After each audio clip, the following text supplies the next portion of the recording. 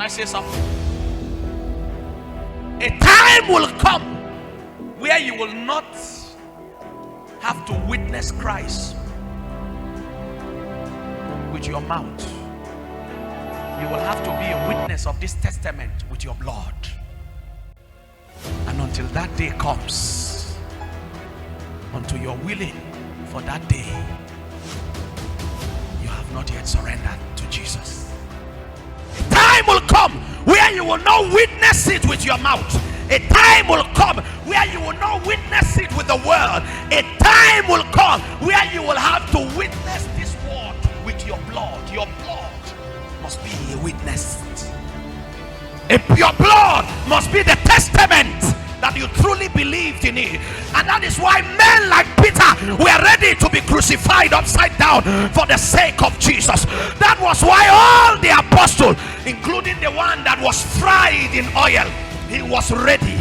The revelation of John was not written in joy. He wrote it. He wrote it in the place of death. He wrote it in the place of affliction. He wrote it in the place of persecution. The church is trying to play safe today, but I tell you, no, you must be persecuted. That persecution will start from your house. That persecution will start from your neighborhood. But nay, we must stand and say, we are more than conquerors. I may be persecuted, but I know what I'm standing for. Men may say what they want to say, but I know who I'm serving. I know the God I have offered my life to. I have offered my life to a deity. I have offered my life to Elohim. Let me be persecuted for the sake of Christ.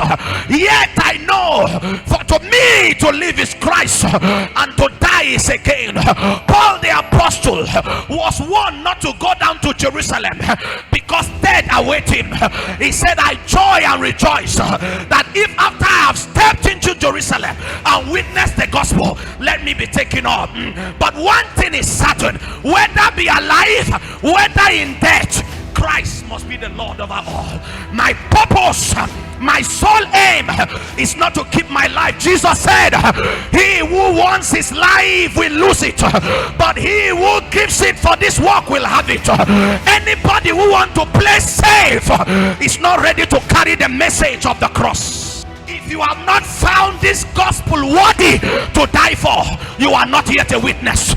If you have not found this gospel worthy enough to die for, then you have not found it yet as a witness. The fact that you are a witness is that you are ready to die in pain, in agony, in persecution.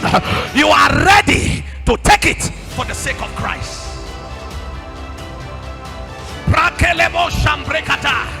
They flogged the disciples in the evening. In the morning, they were preaching the gospel.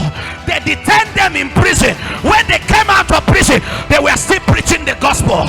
One thing is, whatever you do to me, you can't take me out of Christ. Whatever you do to me, you can't stop me from preaching the gospel. I love Jesus enough for your petty talk to stop me.